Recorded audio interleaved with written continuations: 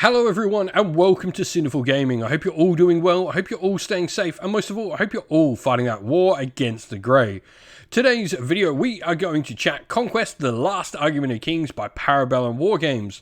And we're going to talk about the brand new product catalogue they've brought out, which had a bunch of miniatures that are inside it, shown off in the latest Conquest Happy Hour. This is sort of a live stream they do showing off model reveals. They do these every couple of months, which is pretty cool, showing us new miniatures from a wide variety of different factions within the game, talking about updates and all. We won't go through too many of the rules to updates. They'll be in the app you can go check out. There's a lot of them, but in this we're going to specifically take a look at all the models that are coming out between September 2023 and January 2024. So with that said, let's get cracking on into it. Also, we would like to thank Parabellum for sponsoring the channel with Conquest, the Last Argument of Kings and Conquest First Blood. If you'd like to help the channel, you can do so by supporting us by going and using our affiliate code to get 10% off your orders on the Parabellum e-store. The code here on the screen will get you the said discount, CFGCONQ5. Go and get yourself 10% off and help the channel continue to make more and more Conquest content. And so, to begin with, first of all, we have the Wadrun Tontor. By now, you've probably, if you're into Conquest, seen the giant Brachiosaurus or Ultrasaurus, whatever you want to call it. Here, this is a plastic miniature, which is really cool. Seeing another big monster in plastic. A lot of these have been resin. So, seeing this in plastic is awesome. This is the base sort of Tontor. Here, you can also have a character on it. And there's also options as well for the Drum Beast. This for me is just amazing. Giant Brachiosaurus. I've been wanting to see, a miniature of one of these across many of the different games I play. And I'm pretty sure many of you have wanted to see one of these for, say, games like Warhammer Fantasy, Warhammer Age of Sigmar, seeing, the stuff from that. But I'm happy that Conquest has gone and made a Brachiosaurus miniature for us. I love the little, little sort of pterosaurs that are on it as well, little bits. I love the sort of Wadrun jumping down here. This is awesome. The shaman in the back, really, really great miniature. But we have seen this before. And obviously he is the Drum Beast. This is a really interesting sort of model. You can see once again it's got a different head, which is really cool. This one's eating rather than sort of the shout, and no sort of beard or mane on it, which is cool. And of course has the drummer on the back.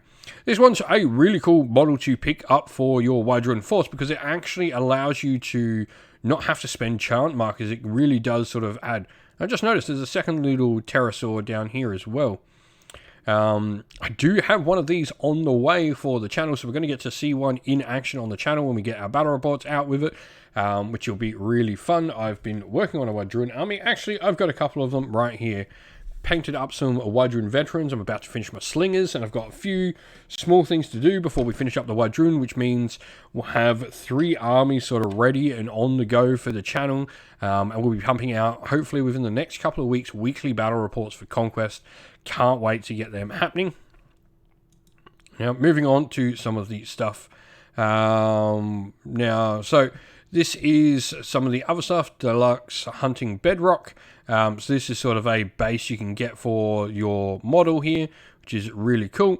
And then you've got the Scion Conquest Drum Beast Rider and the Chieftain Tontor Rider as well for the different miniatures. I really, really dig the Drum Beast Rider here. I think that'll be the one I grab. I mean, I'm probably going to build up a Drum Beast over the two. I really love the idea of what it can provide for the army, but I love that we're getting all these different bits and pieces. I love the base diorama idea. I may have to pick one of these up and do like a separate base for my Tontor.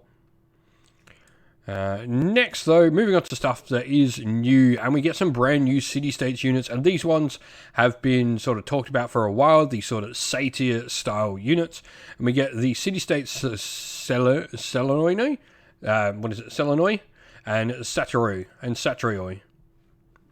And so this is a unit of Satyr Archers and a unit of Satyr Spearmen.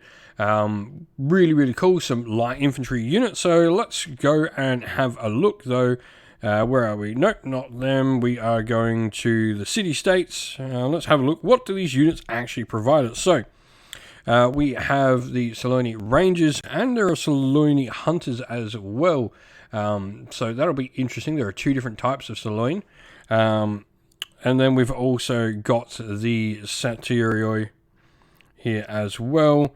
So either way, let's have a look. What do we get? So we've got, a nice solid range unit with loose formation, a decent amount of range, and, a small sort of light unit that can be used as a nice sort of combat flanking unit. I think it's going really nicely with a lot of the city-states, a lot of your sort of hoplites and phalangites, having these more sort of skirmish, faster moving sort of light infantry units. Going to be really nice. And then we move on and we get what I think is one of the coolest, and this is the City-States Inquisitors and the City-States Eidolon. More of the like clockwork mechanical things. These are pretty much, so what do we have here? Lumbering twice the height of a man, these looming monstrosities bear little resemblance to the men they once were, now little more than empty vessels that the Skole can unleash at will. Inquisitors are the red right hand of this shadowy console. Now a twisted amalgam of flesh and steel, the sole purpose to embody the wrath and will of the Shadow Console on the battlefield and beyond. Very, very cool. I love that we're getting this more sort of darker side to the city-states where, the clockwork sort of stuff is no longer becoming, the marvel with technology, but rather this sort of horror sort of aspect to them as well.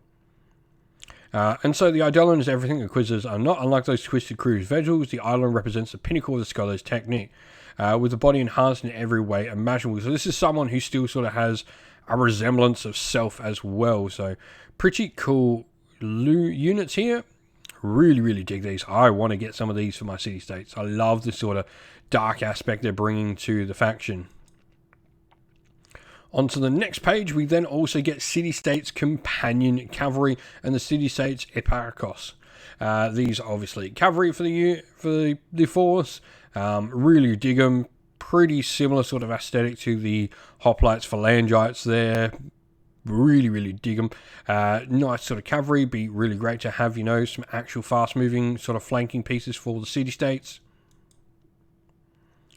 And then we go on to 100 Kingdoms, where we're getting a brand new order. This will be the Order of the Sealed Temple. So a nice sort of another heavy cavalry unit to bring into your 100 Kingdoms force. Now, the Order of the Sealed Temple, medium unit. They've got fluid formation, impact 4. Big thing, defense 3 base with shield, so defense 4. They're really going to be a nice sort of solid unit. Fluid formation is really nice though, so these guys can move a lot more freely on the battlefield than maybe some of the other Knights units we're going to have access to within your city-states. I think the Order of the Crimson Tower doesn't have that, but they hit a lot harder. So these are definitely going to be more of that medium class units you're going to have access to. And then onto Nords, a unit I think that a lot of people have been crying out for, and that is the werewolves. Obviously, these are exactly what you'd think, big, monstrous, heavy-hitting unit. And they're, the children of Einhir Vargir. Really, really cool. I've know a lot of people that have been waiting for the werewolves, and I dig that they've got their own sort of little aesthetic on it. They're not sort of, the traditional. If anything, they really remind me of like Beast from Beauty and the Beast, that sort of really top heavy physique, but very humanoid in it. Really dig these miniatures. And then we have a couple of different Nords Artisan series. So we have a brand new Nords Jarl, and she is beautiful. An amazing premium resin miniature coming, and the Lord Vargir as well, which is awesome. I really, really dig this miniature though. I think the Nords Jarl may be my favourite miniature they've released. Maybe the Inquisitors top it. I'm not including the Tontor in that because the Tontor would win. And then we go on to Spires, and we get the Siege Breaker Behemoth. This thing is just huge and looks utterly awesome. Really, really dig, the weird sort of creatures.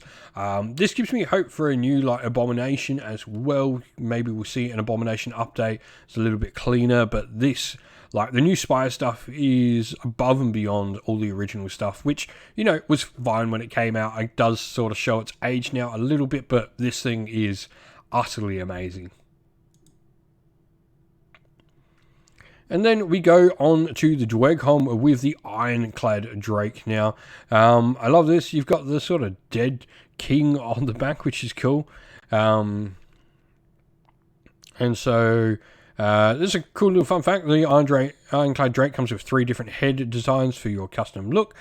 Really dig that, because it means if you want to run multiple of these, you can have that. You can have them all, slightly different. And if the Dweghom Drake riding Holdrech as well is there. And then we go on to City States Founders exclusive. Really cool stuff. This will be, a number of 750 of them released. I think that is... Oh, and then one last thing. Holiday Special is back. I want to say what I really dig about this. So, first of all, I dig that we have, these 2 characters here for the Holiday Special, but they don't look out of place in, like, the realm, in the universe. They don't look, yes, they're clearly Christmassy. This is clearly, good old Saint Nick. But it doesn't look out of place. Like, you could use this as a normal miniature, and, outside of Christmas time, it doesn't look out of place in your force. Really, really dig this. You'll get a narrative scenario like we did last year. I like these little sort of fun things they bring out for Christmas. It's awesome. And then we've got, obviously, the big sort of 2,000 point army deals. If you want to get a force that's 2,000 points, ready to go, ready to play straight away, these are a great way to do it. You've got a bunch of different units in here. And you've got Wadrun ones. You've got a bunch of the other forces. You've got a brand new Nords one as well. Which I dig. You've got some cool units. You've got a 100 Kingdoms one. For Glorious Charge, if you're all about that cavalry all the time, you've got a full cavalry force of 100 Kingdoms here. And then you've got your Old Dominion as well. Probably one of my favorite armies still. I think maybe still my favorite army. And then, it goes through talking about what the army sets contain and showing you the army list here as well, which is really nice. And then, obviously, if you haven't already, you can go download the Conquest app for free. It is completely free to check out all the rules, check out all the units and armies and stat lines and all of that good stuff. Really recommend you do. But with that said, what do you think of all these brand new Conquest releases? I'd love to hear from everyone down in the comments below. What was your favorite reveal for this? What units are you looking forward to grabbing for your force? I think for me, the Artisan Series Jarl is right up there, along with some of the unit additions to the City-States, the Inquisitors, and even the Satiro. And of course, I've got a Tonto on the way already, but I'm really excited to get that for my Wadrun. But let us know your thoughts down in the comments below. And that's the end of the video. We hope you all enjoyed it. If you did, please don't forget to leave a like and subscribe to the channel, and also drop a comment down below letting us know what you thought about the video. If you'd like to come chat more with me and other members of our fine little community here at Sinful Gaming, we have a Discord server linked down in the video's description. Also linked down in the video's description are the best ways to help support the channel.